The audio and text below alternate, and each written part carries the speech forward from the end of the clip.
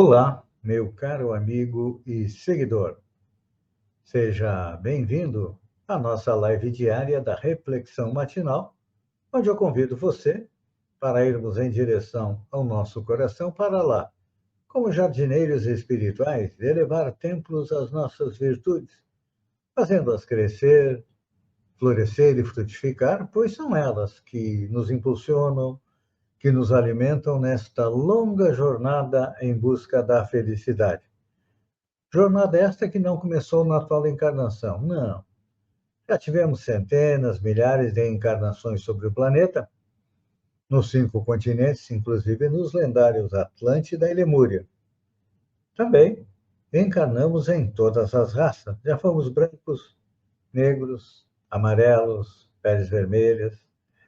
Encarnamos como homem ou como mulher, de acordo com a nossa necessidade encarnatória, como esclarece o Espiritismo, que diz mais: a felicidade está perto de nós, só que para colocá-la dentro do coração, precisamos arrancar dele a erva daninha dos vícios e defeitos. Então, nesta sexta-feira, dia 1º de agosto, estamos começando mais um mês do ano, é o 8º mês, vamos nos valer de uma passagem dos evangelhos para fazer deste dia o dia em que nós vamos dar mais um passo na nossa evolução.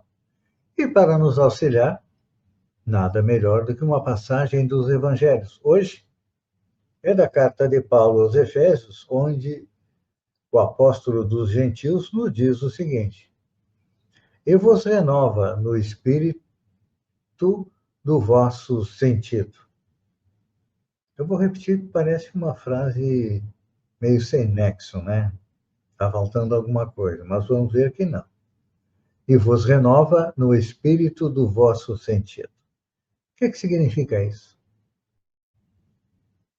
Isso significa que a carga de condições menos felizes que trazemos de vidas passadas pode, comumente, acarretar difíceis provações e privações de caráter negativo quando da nossa permanência da Terra.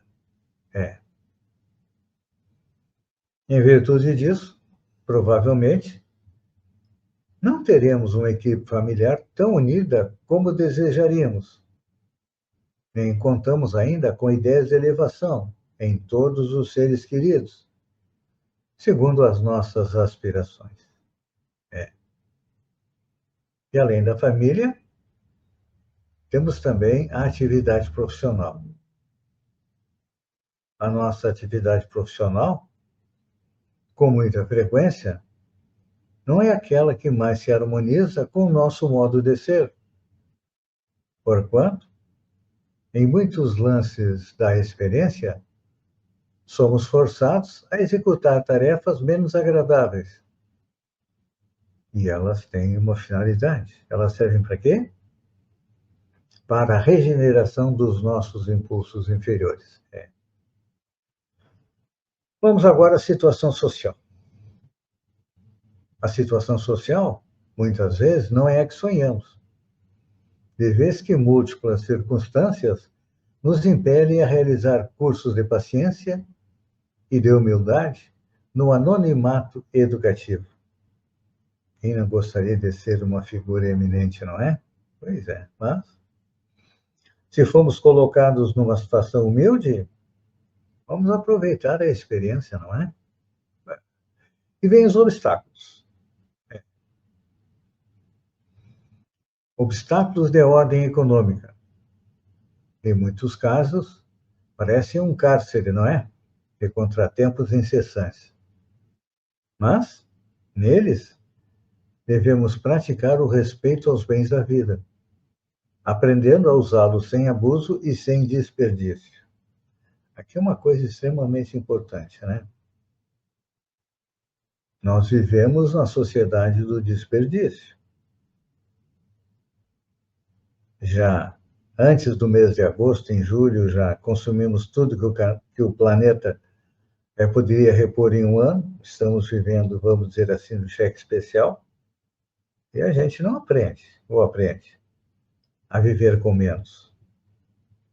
Eu lembro de um caso, uma pessoa, um amigo meu, cuja família veio para o Brasil alguns anos depois da Segunda Guerra Mundial, e ele contava quando via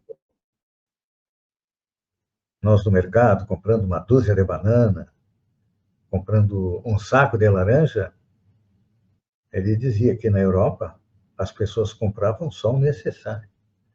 Se ia comer 3 laranjas durante a semana, comprava só 3 laranjas. A banana era a mesma coisa. E nós, muitas vezes, compramos, deixamos na fruteira e quando a gente vê, tem uma fruta estragada, não tem? Tem que colocar fora. Pois é. Então, os obstáculos de ordem econômica, eles nos ajudam na nossa educação e principalmente respeito aos bens do planeta. Por quê? Com a reencarnação, todos nós vamos voltar aqui ao planeta para corrigir aquilo que nós fizemos de errado. Se desperdiçamos, é provável que na próxima reencarnação, se ficarmos aqui no planeta, vamos viver numa situação de dificuldade para aprender a usar as coisas com parcimônia. E além da ordem econômica, às vezes não possuímos no mundo nem mesmo o corpo físico que nos corresponda à estrutura psicológica, a fim de que saibamos trabalhar com vistas aos nossos próprios interesses para a vida superior. Pois é. Quando nós temos uma dificuldade, ou quando renascemos com uma deficiência, normalmente o deficiente joga para Deus, não é? A culpa dos seus problemas, mas não. O culpado somos nós mesmos que, numa encarnação anterior, utilizamos de correta o número que tem deficiência ou um dos sentidos que vem com dificuldades. Diante de tudo, nem sempre conseguimos as ocorrências que nos favoreçam os melhores desejos, mas podemos, em qualquer posição, escolher o estado mental justo para aceitá-las como possibilidades de convertê-las em algo positivo. Porque Deus e os bons espíritos, quando programam a nossa encarnação, eles nos colocam na família que nós precisamos para conviver, com amigos e com desafetos. As situações da nossa vida são um reflexo das nossas vidas anteriores, então vamos ter paciência e compreender que precisamos nos renovar. As dores, as dificuldades, elas servem para quê? Para nos auxiliar na nossa evolução, então. Vamos aceitá-las como sendo parte da edificação do homem novo. Um homem menos egoísta, um homem menos orgulhoso, um homem mais fraterno. Pense nisso e até amanhã, no amanhecer, com mais uma reflexão matinal. E que esse mês de agosto seja aquele mês em que vamos dar alguns passos positivos na nossa evolução espiritual. Pense nisso, um beijo no coração e até amanhã com mais uma reflexão matinal.